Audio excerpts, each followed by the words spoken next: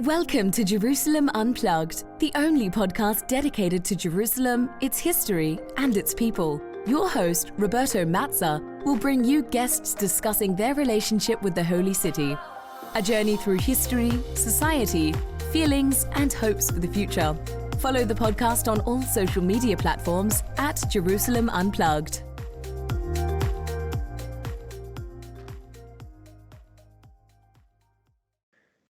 Welcome to Jerusalem Unplugged, the podcast dedicated to Jerusalem, its history, and its people. I'm your host, Roberto Mazza, and today it's with great pleasure that we open Season 2 with Professor Mick Dumper. Mick is a professor in Middle East politics at the University of Exeter, and is the author of a large number of works about Jerusalem, but also in recent time about holy cities in conflict. Now, it's hard here to mention all of the various works, but certainly one work that influenced my own research and approach to Jerusalem is Jerusalem Unbound, published in 2014 about geography, history, and the future of the Holy City. In more recent times, as I said, Professor Dumper published works about holy cities. So I just want to mention here contested holy cities in the urban dimension of religious conflicts, and fresh out of press, Power, Piety, and People, the Politics of Holy Cities in the 21st Century. So today, rather than looking back at history, we're going to talk about the current politics of Jerusalem, the position of Jerusalem in the conflict, holy places, and why not, maybe the future. In the meantime, Mick, welcome. Hi, nice to see you again, Roberto. It's good to be here. Now, I want to mention to all of the listeners that a long time ago, Professor Dumper had been my PhD examiner. So I always look at his work and him with some sort of this respect and also aura of a bit of fear, to be honest. But today, obviously, I have to move forward, and I cannot, but I have to ask the usual question that I ask to all of my guests. Mick, what is your Jerusalem? In other words, what is your connection with a city? Well, I come from a religious background. My father was a priest in the Anglican Church and became a bishop, and so Jerusalem pervades sort of our daily life and is in our prayers and our rituals around Christmas and Easter, and so it is always very present even before I visited the city. I wouldn't say that I remain particularly religious. I sort of my faith sort of faded, but I always retained an interest in the places that I had read about during my childhood. And so when I finally, as a backpacker in 1977, I was a second-year student, so I visited the city. I was amazed. I was amazed at its modernity because I had biblical images of the city. But I was also amazed at its diversity. I did not expect so much contrasting identities, not only different religious groups, but within those different groups, expressions of modernity, and there's a lot of expressions of retrospection and nostalgia for the past. And then you had the modern city with cars and boulevards and ring roads. And then you had the very ancient winding streets of the old city with very long-standing traditional relationships between shopkeepers and their neighborhood and the position of people in the lower end echelons of society with the elite, and those you could see in the way was represented by many of the clergy and their relationships with the people on the streets. So my first visit was fascinating, and then after being involved in political activism while I was a student, and after I left university, I worked in various aid agencies in the city, and ended up working for a Palestinian aid agency called the Welfare Association. And they asked me to look at the city of Jerusalem and to see how some of the ancient religious endowments, the Waqfs of Jerusalem, how they could be kind of revitalized for community development. So I spent a wonderful 3 years going around the old city of Jerusalem, taking photographs, interviewing people, trying to understand how the city functioned on the street, on the grassroots level, how people were using these buildings, and what were the problems they were encountering in trying to build up some sort of community and some sort of resistance to the changes that were taking place as a result of the Israeli occupation in 1967.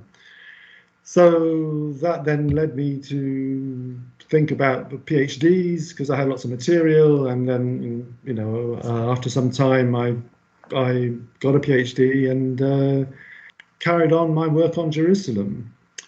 Then in the 90s, with the peace process, they needed people who understood the city as sort of researchers in the background, and I got involved in a lot of the Track 2 discussions between Israelis and Palestinians through think tanks and various research centers. And so, I mean, I can talk about that more if you want, but that sort of kind of got me really involved in some of the frontline issues, and sort of witnessing some of the struggles that both sides were having in trying to accommodate the concerns of the other side. My engagement in Jerusalem was rooted in religious sort of beginnings, and then rooted in a sort of historical understanding of how the city worked. Then I found some expression for using that expertise in the political challenges that were being discussed at the time. This is fascinating, particularly the way you got to Jerusalem. But I want to move to talk about politics, because that's very much your work. And nowadays, obviously, the peace process is no longer, and there's really no peace process ongoing. But you have a lot of expertise about the position of Jerusalem in this sort of long-term idea of a peace process. So I was wondering, paraphrasing a title of your book, what's the politics of Jerusalem since 1967 up to nowadays? Wow, that's a big question. I think perhaps I could start off laying some sort of foundation blocks. And one is that we have to remember Jerusalem isn't a seaport. It isn't beside a river with a bridge over to the other side, or it isn't close to any mineral resources. It hasn't a very rich agricultural hinterland. Napoleon didn't bother to capture Jerusalem. He went straight to Acre, which was the important port on the seacoast. It doesn't have value in that kind of geostrategic way. So why is it so important? You have to, and this is where you come back to religion again.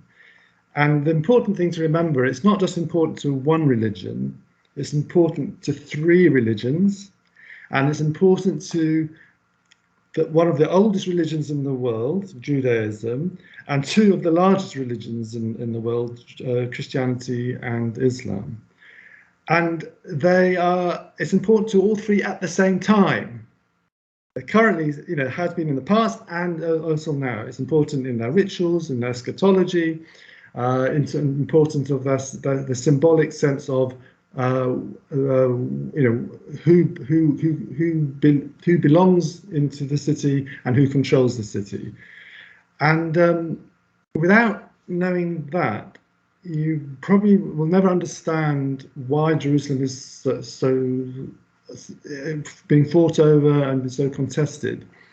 So if you bear that in mind, what you've really got since 1967 is an attempt of, it's sort of the struggle between the 2 major communities, the Muslim communities and the Jewish communities, to assert their dominance in the city. and they have political parties and secular movements kind of to buttress it. And I don't want to kind of reduce everything to religion, because there's other things working as well. But it's what makes it kind of exist, and an existential issue. It's not something people can surrender. Mineral resources can be traded for access to other areas, but to trade an important mosque is not so easy to do. You can't negotiate around that. So there are some kind of major stumbling blocks when you deal with religious issues.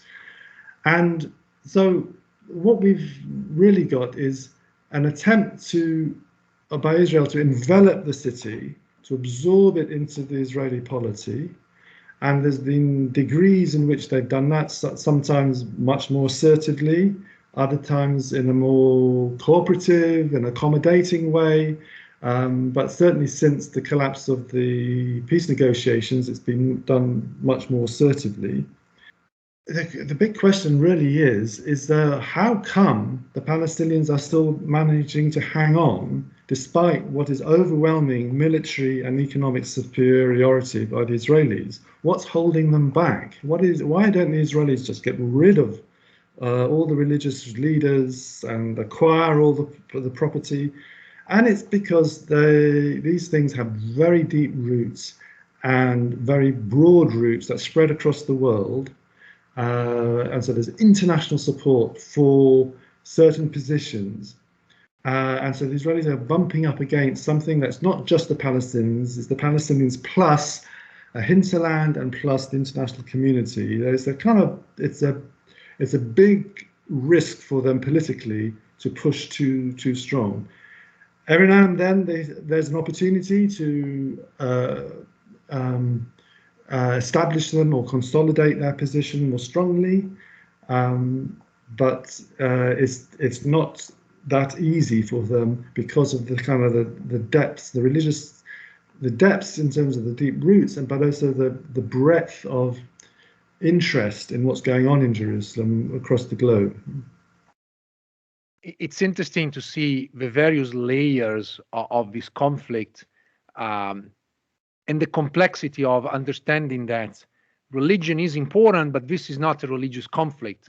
Or at least religion is an important component, but it's not just about religion, which unfortunately is often the narrative that is used by media, pundits, and nowadays plenty of websites, which I personally follow, certain Facebook pages that are essentially pointing out that, well, this is the conflict, therefore one religion has to take over the others. And as you mentioned, I mean, you can see that through Israeli politics. And so I really don't want to go into it, but I think it's worth asking a question, because in recent times, exactly because of the collapse of the peace process and the peace talks, and also the sort of radicalization of Israeli politics, we saw a reemergence of a number of movements, and very strong movements, that aim at the rebuilding the third temple over what is the Al-Aqsa Mosque complex. And they're gaining traction. Their voice is no longer sort of a niche and minimal, but actually you can hear them through social media and also through larger media platforms. So I was wondering if this is a further obstacle, or if still this is some sort of something that can be easily gotten rid of. Yeah. Now, this is a very serious development. For about 40 years, the occupation's been about 56 years, for about 40 years, there was a kind of de facto dual administration around some of the key religious sites. So you had a kind of Jordanian-controlled Muslim council, which was running the Muslim groups, and they would cooperate with the Israeli secular authorities about access, about management, and there would be kind of a reluctant but a tacit agreement between the Israeli authorities and the Jordanian-funded but Palestinian-staffed religious hierarchy. following the collapse of Oslo and the rise of the religious right in Israel, sorry, and that dual administration very much laid down that Jews were not allowed to enter into the Al-Aqsa Mosque to pray, or to the Haram compound to pray. But that now has gradually been eroded, and that has been increasingly eroded, partly because of its Jordanian and Palestinian differences, and they've not held a common line on how to deal with this. But it's also eroded because the international community has not been as alert to the implications of what is happening. And there is a sense in which the peace process raised the possibility that large Israeli colonies, settlements would have to evacuate, would have to move out as part of the deal. Most Israelis were very concerned that this would also apply to Jerusalem. So, what was happening in the West Bank might then seep into what is going to happen in Jerusalem. And there was kind of a tacit understanding that's a red line. They might sacrifice Gaza, the West Bank, in terms of territorial acquisition, but not Jerusalem. Jerusalem was not going to be returned in any way whatsoever. So that sense of focusing on Jerusalem and consolidating, strengthening the Israeli control over Jerusalem kind of permeated Israeli society and kind of legitimized those people who were trying to say, well, look, we've got historical connections there, where the rituals of our religion are based around some of these key sites. Why are we being forbidden to pray in this very important place for our religion? And so it became a religious issue, but also became a vehicle for nationalist expansion. And under Donald Trump, these groups were not being given the green light, but they were certainly not being held in check, because Netanyahu at the time felt there was an opportunity to push things forward. And I do recall there was a time in around about 2015, when the pressures in the Haram al-Sharif were getting huge, parties, about 30 or 40 Israeli settlers, were visiting the Haram al-Sharif every hour, and they were being escorted by Israeli police. So you've got then maybe between 50 and 80 people moving around the Haram al-Sharif compound, and then Palestinians trying to kind of surround them so they wouldn't be able to start praying. And this was really building up. And I remember being told by Jordanian security people that King Abdullah got on the phone to John Kerry and said, look, if you're worried about ISIS in Iraq, but don't do anything about these characters invading the Haram al-Sharif, you're going to get ISIS not only in Amman, you're going to get ISIS in Jerusalem. You're playing with fire by letting these people disrupt the kind of status quo or the modus vivendi. And Kerry obliged Netanyahu to back down. But under Trump, Netanyahu was trying again. And this time the Jordanians were better prepared, but it was still a possibility. And if, for example, there'd been a war with Hezbollah in the north, or some collapse of Lebanon to distract the world, it may have opened up the possibility for a further Israeli takeover of the Haram al-Sharif. Just bear in mind what's happening in Hebron, with the incremental step by which the Israelis have expanded their supervision of certain areas into basically taking over the whole mosque and allowing Palestinians to pray at certain times. We're seeing the early steps of that. It may be reversed, but we're certainly seeing the beginning of that route, the incremental steps of circumscribing Palestinian access and monitoring and regulating it to such an extent that it becomes an Israeli decision who goes on and what takes place there. And we haven't yet got to that end point, but it's very close.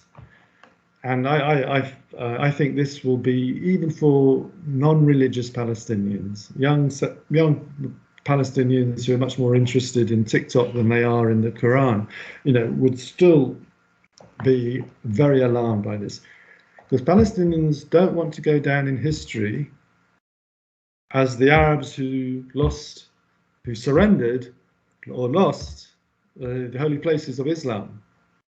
That is something that they do not want to be seen as. I interviewed a young Palestinian woman at the very beginning of the podcast, and she was channeling more or less the same kind of thoughts. Like, she was not very interested in many aspects of the conflict, but she also mentioned clearly that there were certain lines, despite, actually this guest was not even a Muslim, but that certain lines could not be crossed because they represented also Palestinian identity at large, and they went beyond that, and I found fascinating that you mentioned that, because really it's something that it's tangible. People may be or maybe not religious, but they see that as a red line not to be crossed. And I was wondering, to this extent, if you think that when President Trump moved the embassy from Tel Aviv to Jerusalem, if this move had any direct sort of impact on how these particular right-wing religious Jewish extremists saw themselves and felt entitled to slowly and incrementally taking over religious holy sites, particularly the Haram al-Sharif complex.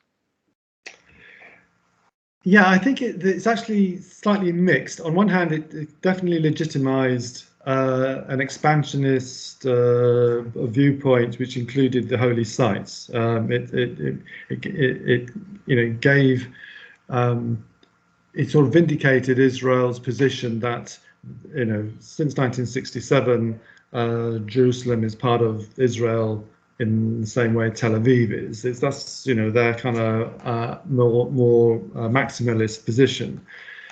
And having the recognition of the biggest power in the world, supporting that, gave them a lot of impetus and satisfaction. I think because the whole issue of where is Jerusalem, what are its borders, is actually more complex than Trump realized. Just moving the embassy didn't perhaps solve the issue. It actually created a lot more issues, and we can see that because the US is trying to open a consulate in East Jerusalem, but is having a lot of problems in doing that because there's a lot of opposition from the Israelis. And because the Israelis know that if the US open a consulate in East Jerusalem, it's completely reversing the recognition that Trump thought he had given to the Israeli view that East Jerusalem is part of Israel. But the problems are around is it wasn't clear what Jerusalem is he talking about. Is he talking about the wall, what the Israelis call the separation barrier? Is he talking about the municipal boundaries which were extended to the borders of Ramallah, or to an area that just included Israeli residency? Was he talking about the kind of Jewish core of Jerusalem, which includes, it's a modern core, includes what I've identified as the Eruv border, which is the border where religious Jews can carry out normal daily activities on the Sabbath without transgressing any biblical laws. So there's an Aruv border, which extends from West Jerusalem into East Jerusalem. Is that the border they're talking about? It's not clear, therefore, what responsibility the embassy in the U.S. embassy in Jerusalem, what is its geographical area of responsibility, and where does the part of the diplomatic corps that was looking after the West Bank and Gaza, where does that stop? And it raises a lot of issues, and can the ambassador drive without changing its flags? Because there's this protocol around flags that you put on your car from one part of Jerusalem to the other part, or not. There's lots of kind of diplomatic niceties which were not sorted out. It's interesting that this issue isn't closed, and while one or two embassies from other countries have moved, I think 2 or 3, there's not been that stampede, which many Palestinians feared, and that's because people realize it's more complex than that, and it would open up a Pandora's box of, if East Jerusalem is part of West Jerusalem, does that mean East Jerusalemites have entitlement to property in West Jerusalem, both that they owned or their grandparents might have owned, or that they may wish to buy? What sort of rights does it give them? So it's a kind of half-baked idea, really. I suppose the Trump administration have really realized the complexities of diplomacy and all of this question of the various constituents and the borders of also like consular activity and power, given that Jerusalem had its own consulates built during the Ottoman times that retained essentially their own sort of consular geographical sort of authority, and they're not the same as the consulates that you may have in Tel Aviv or in other parts of the country. I mean, they are unique to Jerusalem. The British consulate, the Belgian, the Italian. I mean, and these are going back the Ottoman time, which brings me back to the question of the status quo that you mentioned earlier. So the status quo of the holy places is this sort of idea that international powers, and of course Palestinians and Israelis now, they recognize that there are holy sites that are cherished and sort of protected by laws, international laws. And the status quo was set by the Ottomans already in the 17th, 18th century. The latest was obviously in the 19th century. Is that still a valid concept to protect religious sites? Is that still a valid sort of arrangement that allows people to feel sort of part of Jerusalem and for those sites to be protected? I think it's changed, but it's also, there is a lot of continuity, and I know you've done your own quite a lot of research on the antecedents of the consular role in Jerusalem. But I think it was in 2019 when Emmanuel Macron visited Jerusalem, and there was a diplomatic kind of altercation around the protocol of him entering a French religious site which turned out to be under French protection. Now, I didn't know about the kind of long-standing connections and responsibilities that France had for this, but the French were furious that the Israelis presumed that they could enter as the hosts of this site, when the French said, we've been here controlling this site for over 150 years. What are you talking about? And so there's that continuity still there, and it has the potential to both inflame things, but it also it does prevent a power like Israel to act with impunity. It realizes it's up against legal constraints which have these deep roots. What has happened is that much of that international involvement is very different now, and if you recall in my book you mentioned earlier very kindly, Jerusalem Unbound, I sort of did a very superficial analysis of Jerusalem on social media as to compared to other holy cities or to other divided cities or other great cities, and sort of tried to show a graph at how many websites were about Jerusalem as opposed to about, say, Najaf or about Rome, whatever. And what's happened is that instead of international engagement being channeled through state representatives, it's much broader than that. It is social media, but it's also through the diaspora and the religious communities. You can travel, you can communicate so much more quickly. So what happens in Jerusalem is immediately, say the Armenian quarter is being under threat, immediately the Armenians in Los Angeles are up in arms. Yeah, straight away. Okay. I'm not sure what the Kardashians are, but others would be. Yeah. So there's this direct involvement of the religious diaspora in what's happening, as well as the ethnic diaspora. And then there's the pilgrimages and tourism, and people know about Jerusalem. They visit it either through some personal journey that they're having, or through just their travel experience. And it's so there's a very strong connection right across the world, and I'm not so sure.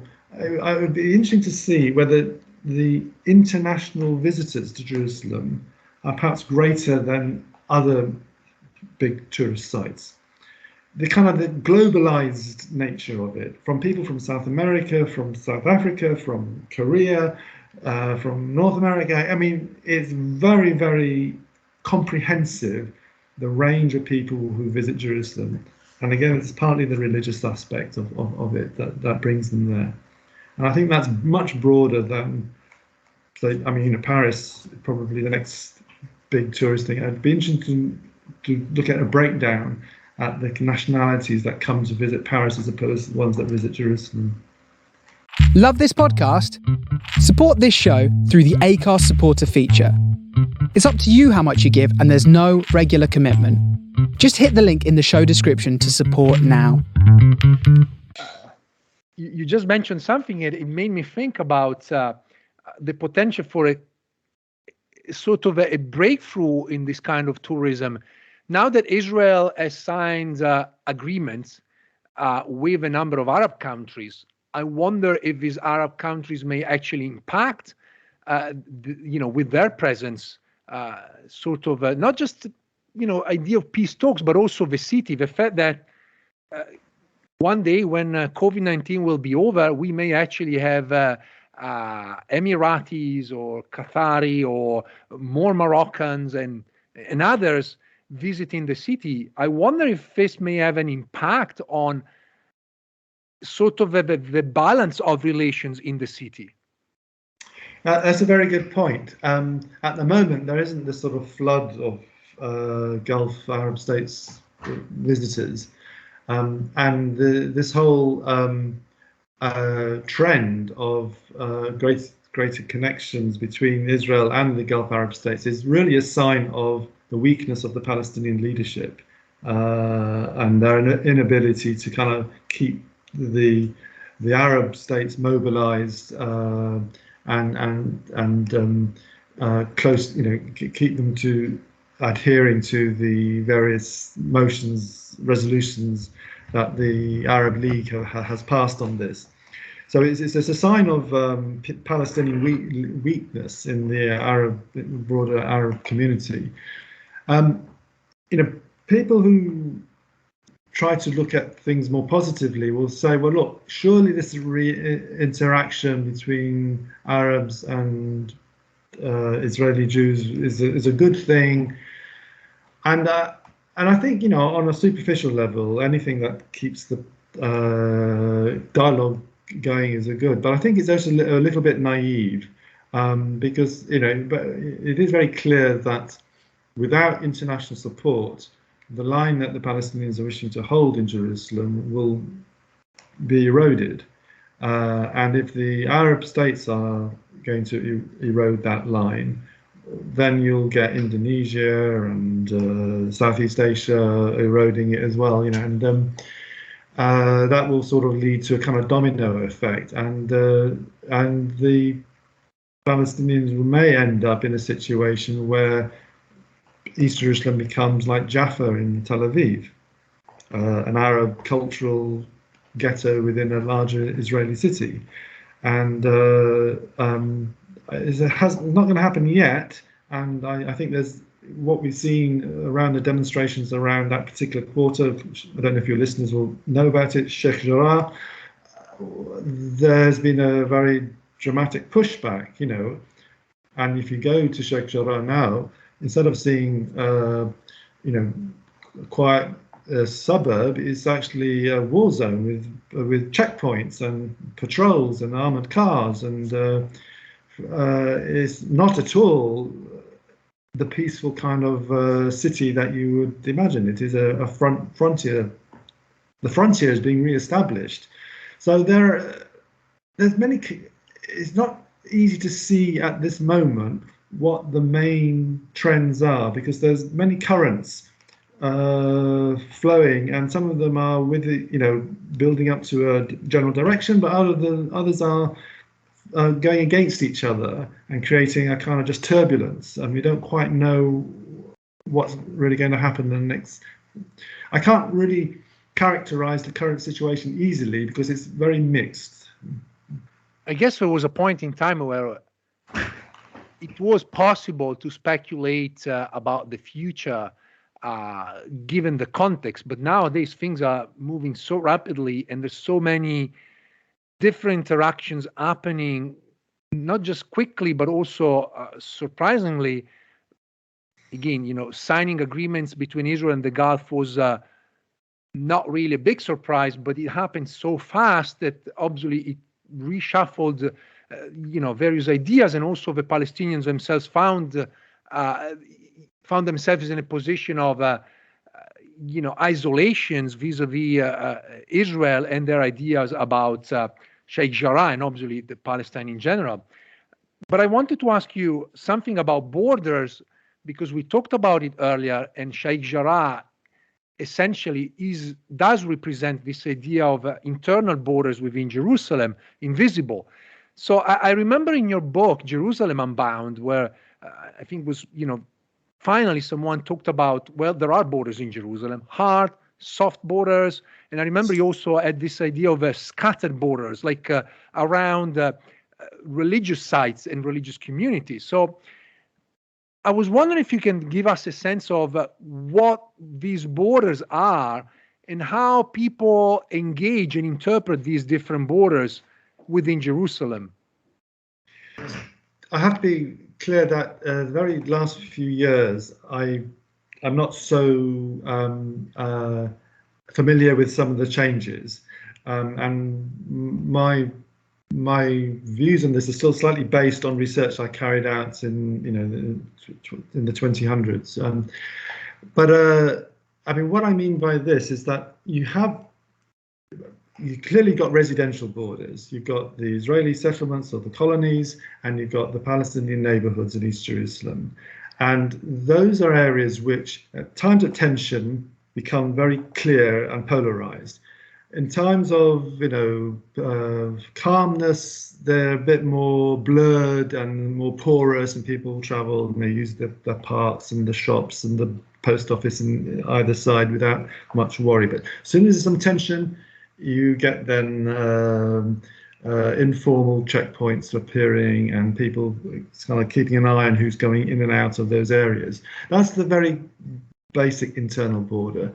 But there's others that you don't notice. Another very basic internal border is what is known as the various security borders. The initial security border was a ring around Jerusalem, which had nothing to do with the municipal borders. It was entirely a military decision which roads would have checkpoints on, and there was nothing. And so people would be having to go through these checkpoints whether they were inside the municipality or outside the municipality, they would still. So there was a kind of security border parallel to a political municipal border.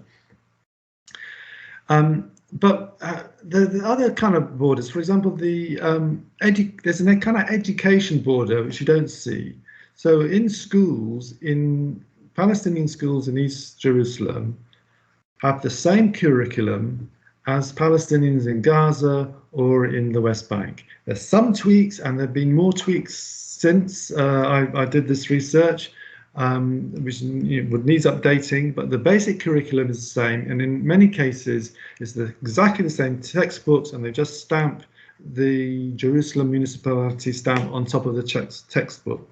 So in a way, your education border, in terms of content and how it's being assessed and such, is right up to the green line. It's right up to the 67 borders. Which is really bizarre when you think about it. This is the capital of the state of Israel, and yet they have an education system which is similar to the people across the border.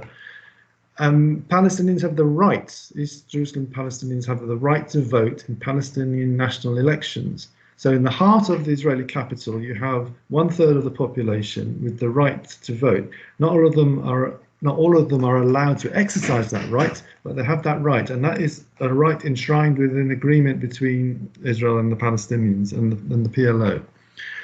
And then there's other things you don't see. Parts of northern Jerusalem, the Palestinian areas, are supplied by a water company from Ramallah. They're not supplied by Israeli water company. Parts of East Jerusalem are supplied by an electricity company based outside the borders of Jerusalem, not by an Israeli one. So there's kind of, basic services are coming from different parts. So you have an electricity border, you have a water border, you have an educational border, and on top of that, you have this sort of whole series of enclaves of religious hierarchies controlling the properties and what takes place in their properties, and these are quite extensive properties. So this is a real crisscrossing of what I call hard and soft borders in Jerusalem, which on one hand makes it very confusing, but on the other hand does open up some possibilities for agreement. It opens up some flexibility. And during the Oslo process, it was that sort of understanding I was trying to bring to the negotiations. Is actually some of what is seen as the hard security border or the hard municipal border is not only very recent, but is also undermined by lots of other borders around education, services, elections, etc. In many of your works, you talk about the future. So I'm not here to look into the crystal ball and speculate about what's going to happen. But I was wondering, before we move to talk about holy cities, if you have any particular thought about what might be the future of Jerusalem. In answering that, I just want to make a preliminary point. One is cities are heterogeneous entities, multi-ethnic, multi-religious, hybrids, of different communities. And what Israel is discovering is what many other states have discovered. When you assert ethno-nationalist ideology, it creates a counterforce which undermines your attempts to be successful in asserting that. Now, you can have this in Belfast with Ulster loyalism. You can have this in Kuala Lumpur with Malay Bhumiputrism. You can have it in Benares with Hindu nationalism, Maronite Christianity in Beirut. This assertion of a ethno-nationalist ideology creates what I call the paradox of urban governance. There's like a immediate impact which negates what you're trying to do, because if the dominant community does not satisfy the needs of the subordinate community, they look outside the state's boundaries for support, for money, for personnel, and the state comes up against a greater force than if they perhaps try to accommodate the subordinate community. So, in terms of what's going to happen in the future, while the population remains heterogeneous, Israel is going to be up against resistance to what it's doing, which is probably greater than it imagines, because the Palestinian community will receive support and from outside, Israel, I don't think, will not want to face the political costs of something more drastic. They're not going to, for example, take over like the Chinese in Tibet have taken over the Tibetan Buddhist hierarchy. They're not going to be able to do that. They're not going to take over the mosques of Haram al-Sharif and dismantle the religious hierarchy. It's done that inside Israel, but I don't think it can do that in the West Bank and in Jerusalem. So it's going to have to accommodate in some way to if the Palestinian presence remains, it's going to have to accommodate to some extent this pushback by the Palestinians. So while the signs are that Israel will constantly be incrementally strengthening its position, and here again I refer to the Hebron precedent, and that precedent is being repeated very clearly. In Jerusalem, I think the Palestinians have a stronger card to play than they do in Hebron. It's just a much more international city and has much more attention, media attention, and support for what the position the Palestinians are taking.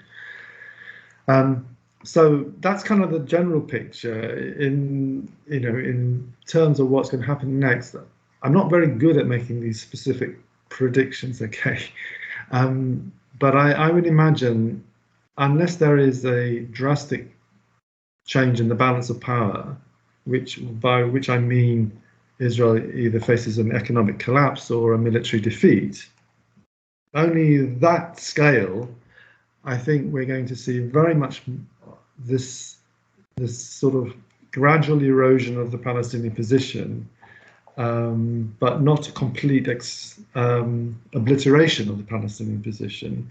And Israel will not quite succeed to achieve total sovereignty in the way it wishes to, but it will be moving towards it gradually, step by step. And now I really want to move towards sort of your newer work. And I guess because you're talking about holy cities, and obviously we talked about Jerusalem, the obvious question is, what is a holy city? What does make a city holy? Good question. I struggled with this one. And in a way, I slightly cheated in answering it.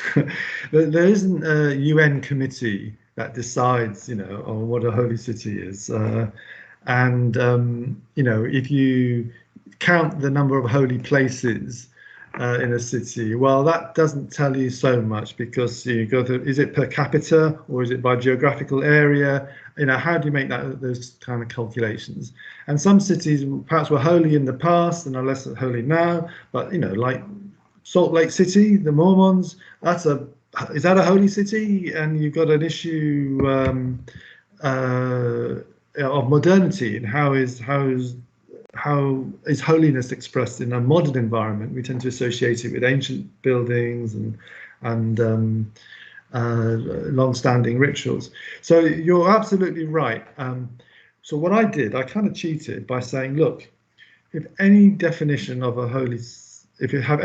of a holy city that doesn't have Jerusalem in it, it's not a good definition.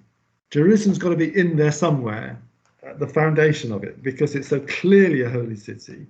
So what are the facets of Jerusalem which are holy, which I can identify as holy, which I can then say, okay, this is how Jerusalem is holy. That's kind of the skeleton, the framework I can use to look at another one. So it's a bit of a cheat, but it's, I think, works well in a practical way. So what I did is to look around and try to identify certain patterns, and one is clearly the number of holy sites, obviously, and their centrality to the religion. Like some cities may have lots of holy sites, but they may be not so central to the kind of foundation stories or the texts that are being used.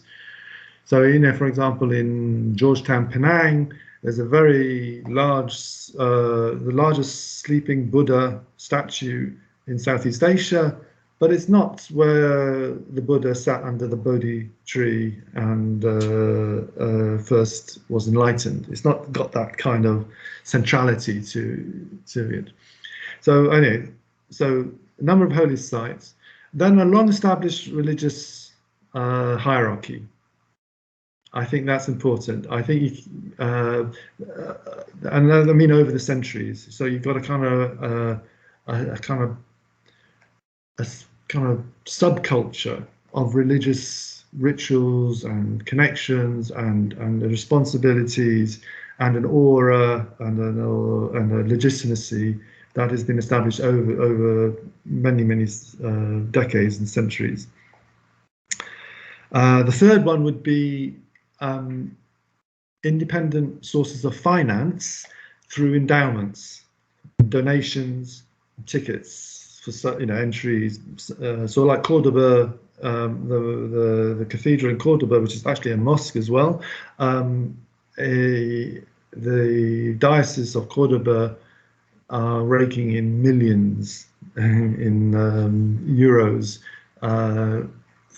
through ticket entries, and these are not taxed, and so they're making a lot of money out of the building.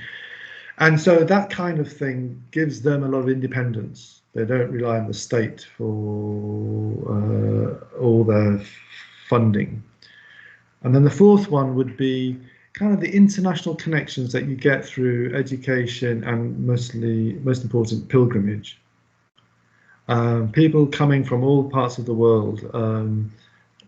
Jerusalem doesn't have those huge pilgrim sites like you have in India or in Najaf and Kabbalah. Yeah, it's not able to do. It hasn't got the numbers, the capacity to absorb so many, like over 1 million people on one day. It can't do that.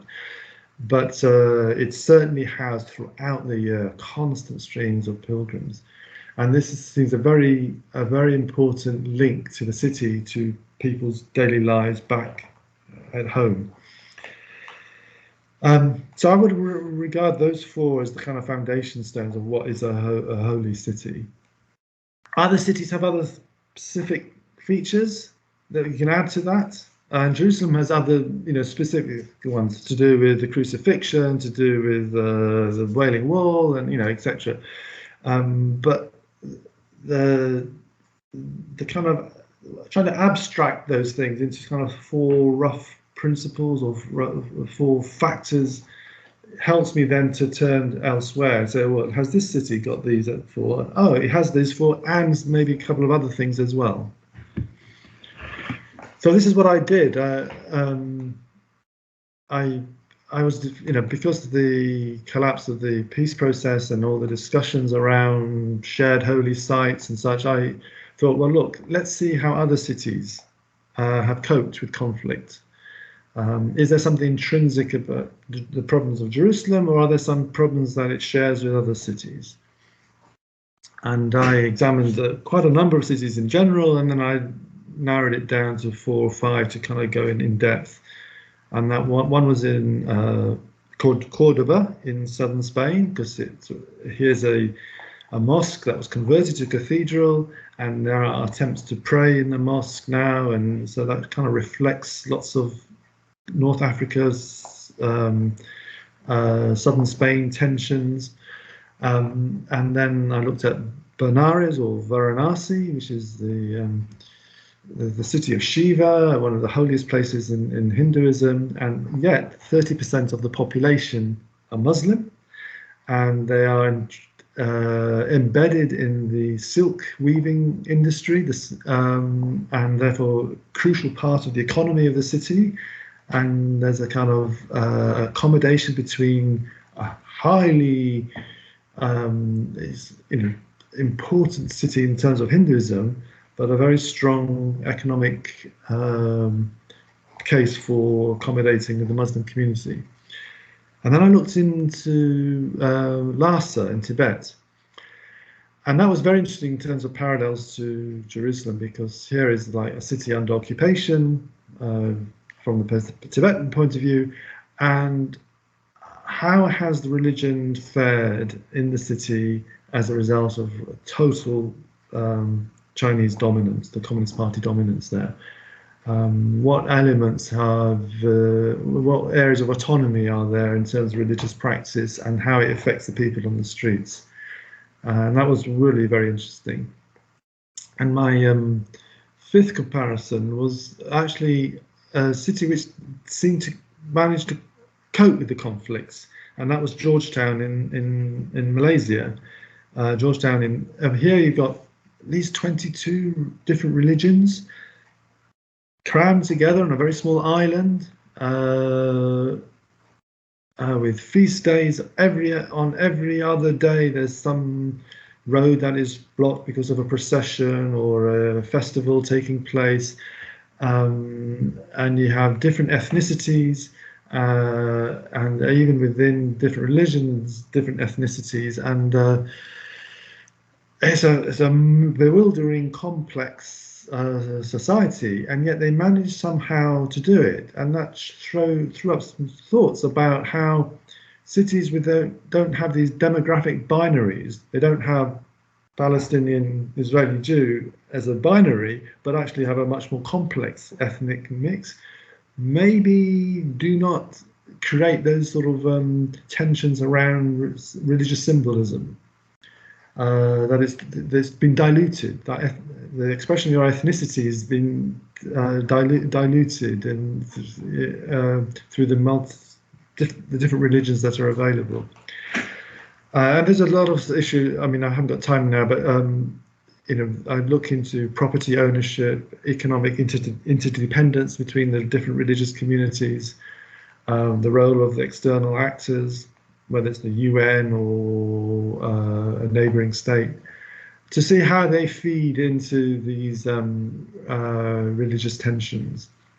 And also actually the geographical, the town planning, the layouts of the city, because some areas create problems by the congestion and by the complex property or unclear property ownership issues, and by the fact that maybe many religious sites are on top of each other or beside each other, and there's the possibility of friction is then multiplied. I have one last question. Yeah. Is there anything that I didn't ask you about Jerusalem or holy cities that you want to talk about? I think I would say you need to enter into the spirit of people's feelings for these places. As an academic, you look through the stats, you read the reports, you interview the elites or particular sectional community, and I think it's really important to spend time just living there and being part of whether it's Jerusalem or Benares or whatever. I do remember one of the most moving memorable moments at the time in Jerusalem when I was walking with a friend along the walls of the old city, and I was overlooking Silwan. So Silwan on the right, there was the Armenian quarter on the left, the Jewish quarter just in front of me, and the Al-Aqsa Mosque just in the distance there. And the light was fading, and suddenly the call to prayer came up. And there was people started eating, and there were suddenly people rushing towards the seminaries, to the yeshivas. You suddenly saw how the city worked and interacted on this focus on their daily activities. And it just reminded me that this is a place where people live, they pray, they shop, and they visit friends. And it's not something just for the academics or political scientists sort of tear apart and try and analyze. It's actually a living, breathing place. And I would say that's an important part of the research, is to kind of capture that. This was Professor Mick Dumper at the University of Exeter, author of a large number of volumes and articles about Jerusalem, but more recently, author of the book Power, Piety and People, The Politics of Holy Cities in the 21st Centuries, published by Columbia University Press. Mick, thank you so much. Thank you. I enjoyed it. Thank you for listening to the second season of Jerusalem Unplugged. Please follow us on all our social media platforms so that you can be up to date with all of the episodes of Jerusalem Unplugged, Facebook, Twitter, and Instagram. And if you have a chance, please chip in just a coffee to make sure that we will be able to host all the best guests to talk about Jerusalem and all about Jerusalem. Thank you.